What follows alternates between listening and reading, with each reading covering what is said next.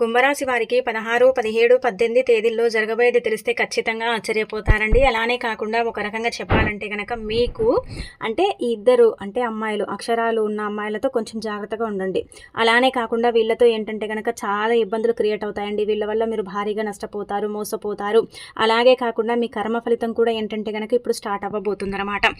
మీరు అనుకోవచ్చు మాకు మంచి జరుగుతుందా, చెడు జరుగుతుందా అంటే ఖచ్చితంగా చెప్పాలంటే గనక మీకు ఒక 50% బాగుందంటే 50% అసలు కూడా మీకు అనుకూలంగా లేదు. అసలు కూడా ఏంటంటే గనక అనుకూలించట్లేదు గ్రహాలు. కాబట్టి మీకు ఎలా ఉండబోతుంది, ఏం జరగబోతుంది అనేది మొత్తం కూడా ఇప్పుడు ఈ వీడియోలో మనం క్లుప్తంగా తెలుసుకుందాం. వీడియోని చివరి వరకు చూడండి. నచ్చితే లైక్ చేయండి, కొత్తగా చూస్తున్నట్టయితే సబ్స్క్రైబ్ చేసుకోండి. అయితే ఈ యొక్క కుంభరాశి వారండి మంచి మనస్తత్వాన్ని కలిగి ఉంటారు. నిజం చెప్పాలంటే గనక చాలా అందమైన వ్యక్తులండి. అందంగా ఉంటారు, అందమైన మనసు ఉంటుంది, అందరినీ కలుపుకొని పోతారు, అందరితో ప్రేమతో మాట్లాడుతూ ఉంటారు. ప్రతి ఒక్కరు కూడా నా వాళ్ళే అని భావిస్తారండి. మనసులో ఎలాంటి భేదభావాలు ఉండవండి. అందరూ నా వాళ్ళే అనుకుంటారు. నమ్మిన వ్యక్తుల కోసం అయితే వీళ్ళు ఏదైనా చేస్తారండి. అంతటి మంచి మనస్తత్వాన్ని అయితే కలుగుంటారు. వీళ్ళకి ఏంటంటే ఒక కష్టం తీరగానే ఇంకొక కష్టం ఏంటంటే వీళ్ళ కోసమే కాచుకొని కూర్చుంటుందండి. వీళ్ళ జీవితంలో వీళ్ళకు ఏంటంటే గనక ఎప్పుడు కష్టాలే. చిన్నప్పటి నుంచి కష్టాలే, పెద్ద అయిన తర్వాత కూడా కష్టాలే. అలానే కాకుండా కష్టపడుతూనే ఎదిగారు, ఇప్పుడు కూడా కష్టాలు అనుభవిస్తున్నారని చెప్పొచ్చు. ఏది జరిగినా కానీ వీళ్ళ మంచికి అని భావిస్తూ ఉంటారు. ఒక రకంగా చెప్పాలంటే కనుక ఈరోజు నాకు సుఖాలు ఉన్నాయి, ఇంకా రేపు కష్టాలు ఉన్నాయి అన్నట్టుగా కాదు. ఎప్పుడు ఒకే మాదిరిగా ఉంటుంది వీళ్ళ లైఫ్. ఎన్ని కష్టాలు ఉన్నా, ఎన్ని బాధలు ఉన్నా కానీ నవ్వుకుంటూ చక్కగా అందరితో ప్రేమతో మాట్లాడుతూ లైఫ్లో ముందుకు వెళుతూ ఉంటారు. ఈ కష్టం, ఈ బాధ ఉందని ఎవరితో పంచుకోవటం కానీ చెప్పుకోవటం కానీ చెయ్యరు. ఎందుకంటే చెప్పుకోవటం వల్ల ఏం లాభాలు ఉండవు, ఎలాంటి ఫలితాలు రావని వీళ్ళు ఏంటంటే కనుక భావిస్తారు. చెప్పుకోవటం వల్ల హేళన అవ్వటం తప్ప ఏముండదు.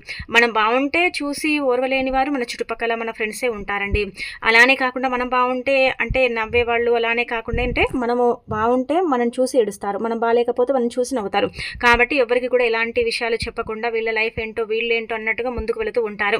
ఇక అలానే కాకుండా కొంతమంది కావాలని వీళ్ళతో అవసరం కోసం మాత్రమే స్నేహం చేసేవాళ్ళు చాలా మంది ఉన్నారు.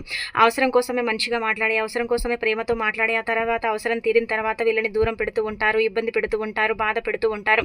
అయినా కానీ వీళ్ళు ఏమనరండి. పోనీలే, ఉన్నవాళ్ళే, నాతో ఉన్నవాళ్ళు నా వాళ్ళు, నాతో లేని వాళ్ళు నాకు సంబంధం లేనివారు అన్నట్టుగా భావిస్తారు. కానీ వీళ్ళు ఏదైనా హెల్ప్ చేస్తామంటే చేస్తారండి, చేయమంటే చెయ్యరు. ఏదైనా సరే ఎవరైనా జాలిగా ప్రేమగా వీళ్ళతో మంచిగా మాట్లాడితే వాళ్ళని కనుక ఇంకా నా వ్యక్తులని భావించుకుంటారనమాట. అందరితో కలిసిమెలిసి ఉంటారనమాట. అయితే వీరికి మనం చెప్పాం కదా ఎప్పుడు కష్టాలని. ఇప్పుడు కూడా ముఖ్యంగా చెప్పాలంటే చాలా కష్టాలు అయితే ఉన్నాయండి. ఏ పని చేసినా కానీ అందులో పెద్దగా కలిసి రాకపోవటం. పనులు ఉన్నాయి, కాకపోతే కనుక ఆ పనుల్లో ఆటంకాలు రావటం, ఇబ్బందులు రావటం, నష్టాలు ఏర్పడటం, కష్టాలు ఏర్పడటం, ఏదైనా పని చేద్దామంటే ఇంట్రెస్ట్ లేకపోవటం, ఎప్పుడు ఏదో ఒక రకంగా సమస్య, ఇబ్బంది అనేది రావటం, ఇదంతా కూడా జరుగుతుందన్నమాట.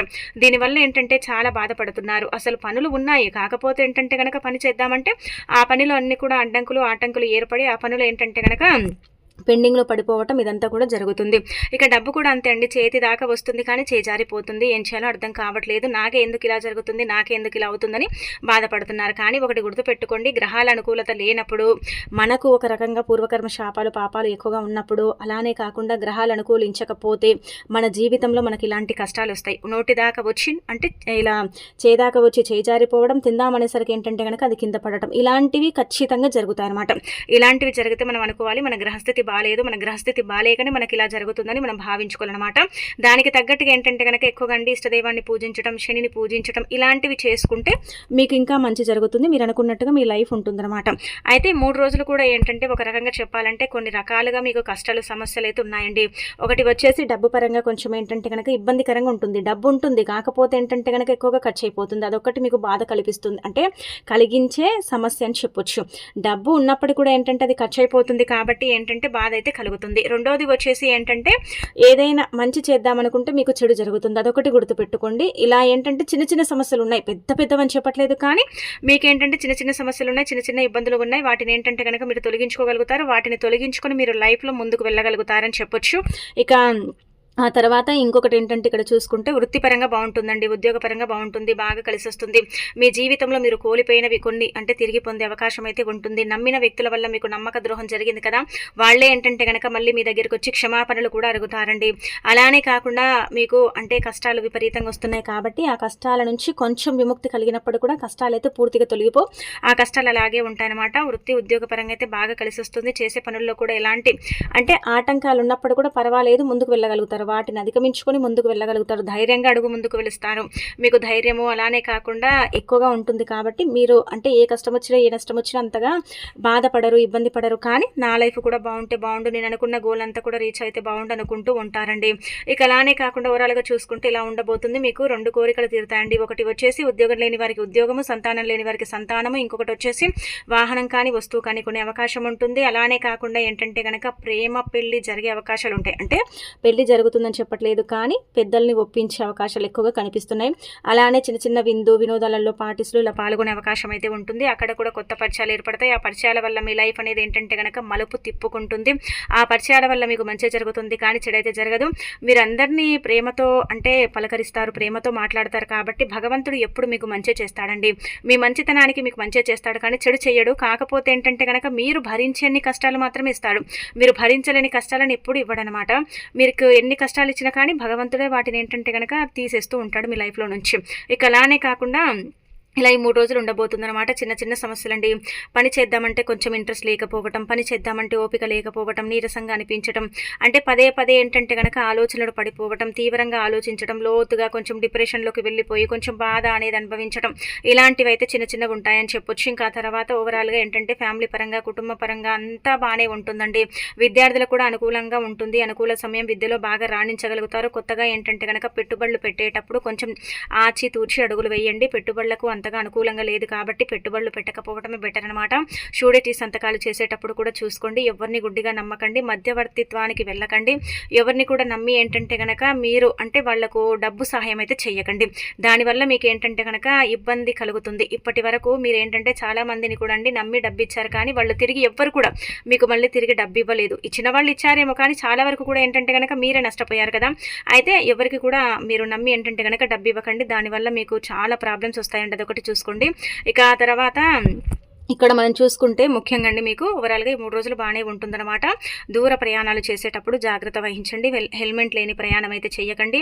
ఇంకా ఆ తర్వాత ఏంటంటే కనుక డబ్బు విషయంలో జాగ్రత్తగా ఉండండి. ఇంకొకటి ఏంటంటే కనుక మీరు మంచి పనుల కోసం వెళ్ళేటప్పుడు, ఏదైనా ముఖ్యమైన పని కోసం, ఇంటర్వ్యూ కోసం, ఉద్యోగం కోసం, అలానే కాకుండా డబ్బు కోసం వెళ్తూ ఉంటారు కదా, అలా వెళ్ళేటప్పుడు నల్లటి వస్త్రాలు అయితే ధరించకండి. దానివల్ల మీరు వెళ్ళిన పనులు ఏది కూడా జరగదు.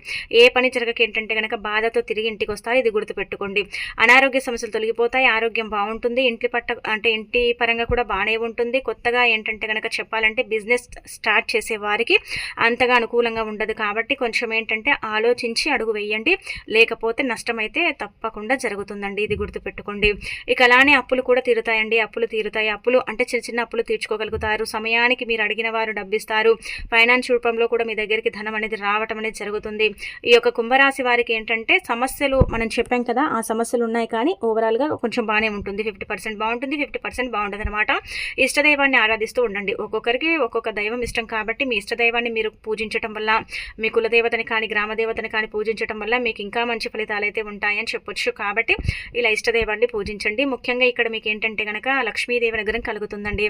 ధనానికి ఆదిదేవత లక్ష్మీదేవి కాబట్టి ఆ తల్లి అనుగ్రహం కలిగితే సంపద పెరుగుతుంది. అందుకే మీరు 16వ తేదీ మనకు గురువారం, 17వ తేదీ శుక్రవారం, 18వ తేదీ మనకి ఏంటంటే కనుక శనివారం కాబట్టి శుక్రవారం రోజున లక్ష్మీదేవిని నిష్ట నియమాలతో పూజించండి. దీపధూప నైవేద్యాలతో పూజించండి. ఆ తల్లికి ఏంటంటే కనుక ఒక చిన్న దీపం పెట్టిన ధన ద్వారాలు తెచ్చుకొని ధనం వస్తుంది, ఐశ్వర్యం కలుగుతుంది, అన్ని విధాలుగా కూడా బాగుంటుంది. శుక్రవారం రోజున లక్ష్మీదేవిని పూజించేటప్పుడు దీపం పెట్టిన తర్వాత ఒక యాలకాయని తీసుకొని చేతిలో పట్టుకొని సంకల్పం చెప్పుకోండి. ధన ద్వారాలు తెచ్చుకొని అంటే ధనం రావాలి, ధనానికి సంబంధించిన సమస్య అంతా కూడా పోవాలి, డబ్బు సమస్యతో మేము చాలా ఇబ్బంది పడుతున్నాం, బాధ పెడుతున్నాం అన్నట్టుగా సంకల్పం చెప్పుకొని ఆ యాలకాయని ఏంటంటే కనుక దీపంలో వేసి వెలిగించండి. ఖచ్చితంగా ధన సమస్య ఏదైతే ఉంటుందో అది పోతుందన్నమాట. ఆ ధన సమస్య నుంచి మీరు బయటపడే అవకాశం ఉంటుందని చెప్పొచ్చు. ఇక ఆ తర్వాత ఇంకొకటి ఏంటంటే ఇలా దీపం కొండెక్కిన తర్వాత యాలకాయని తీసేసి ఏదైనా చుట్టుముదట్లు వేయండి. ఇక అలానే వ్యాపార పరంగా మాకు అంతగా కలిసి రావట్లేదండి, వ్యాపార పరంగా మాకేం పెద్దగా అంటే అభివృద్ధి లేదండి, మాకు ఎప్పుడు చూసినా కానీ అంటే బాధలు వస్తున్నాయండి, వ్యాపారంలో చాలా నష్టాలు ఏర్పడుతున్నాయండి అనుకుంటారు కదా. అలాంటి వాళ్ళు 21 యాలకులు తీసుకుని ఒక మాలలాగా తయారు చేసి ఆ మాలను ఏంటంటే కనుక లక్ష్మీదేవికి సమర్పించి ఇంకా తర్వాత దాన్ని తీసి మీరు ఎక్కడైతే అంటే ఒక రకంగా చెప్పాలంటే కనుక బీరువాలో కానీ లేదంటే కనుక మీ యొక్క వ్యాపారం చేసే గల్లాపెట్టెల్లో కానీ దాచుకోండి. దీనివల్ల ఏంటంటే కనుక వ్యాపారం మంచిగా అభివృద్ధి చెందుతుంది. ఉంటుంది. వ్యాపార పరంగా ఉండే సమస్యలు తొలగుతాయి. వ్యాపారంలో ఎలాంటి ఆటంకాలు అడ్డంకులు అనేవి ఏర్పడవని చెప్పొచ్చండి.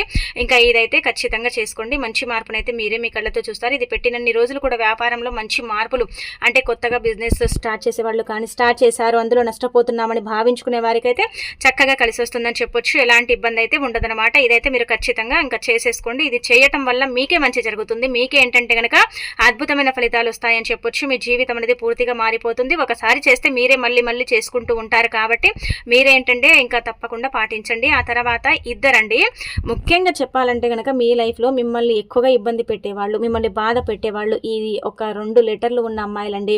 అంటే ఈ 2 పేర్లు గల అమ్మాయిలతో మీరు ఏంటంటే కనుక జాగ్రత్తగా ఉండండి. అమ్మాయిలకు అమ్మాయిలే శత్రువులు అంటారు. అలానే కాకుండా ఏంటంటే కనుక ఆడవాళ్ళు ఎవరికైనా శత్రువులు. అంటే అందరినీ విమర్శించట్లేదండి, అందరు ఇలాగే ఉంటారని చెప్పట్లేదు.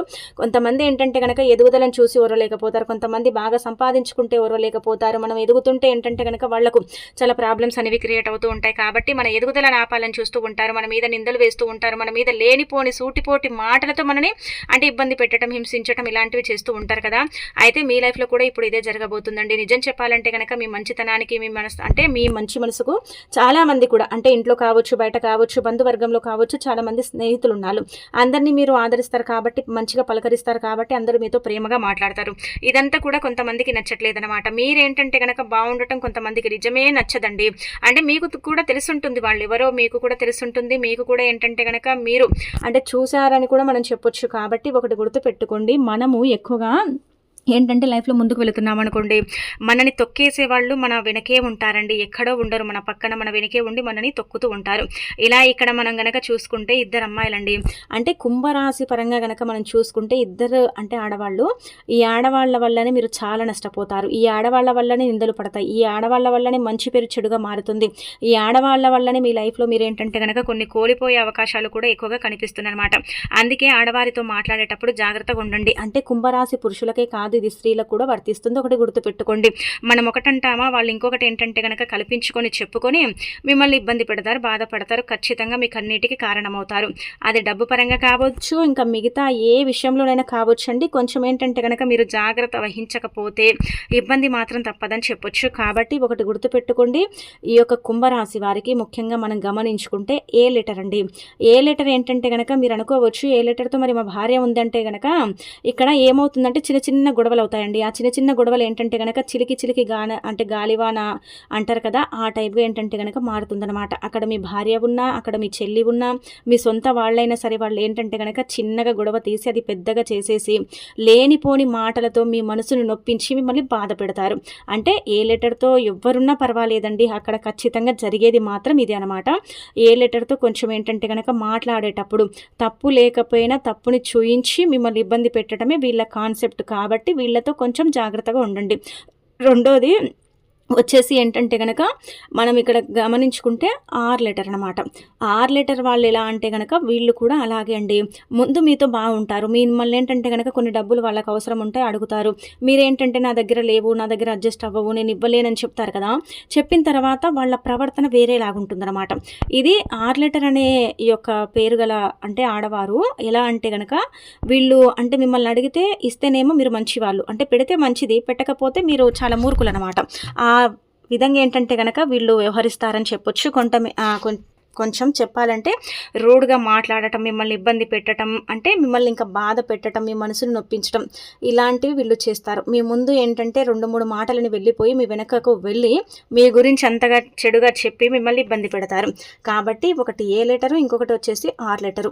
కావాలని ఏంటంటే కనుక గొడవ పడాలని చూస్తారు, కావాలని ఏంటంటే కనుక మిమ్మల్ని ఇబ్బంది పెట్టాలని చూస్తారు. కాబట్టి కొంచెం జాగ్రత్తగా ఉండండి. ముఖ్యంగా చెప్పాలంటే ఆడవారితో మాట్లాడేటప్పుడు జాగ్రత్తగా ఉంటేనే మంచిది, లేకపోతే ఇబ్బందులు తప్పవన్నమాట. కావున చూసుకోండి. ఇక ఆ తర్వాత ఓవరాల్గా చూసుకుంటే 3 రోజులు కూడా చిన్న చిన్న సమస్యలు అయితే ఉన్నాయి, అంత పెద్దగా అయితే లేవు.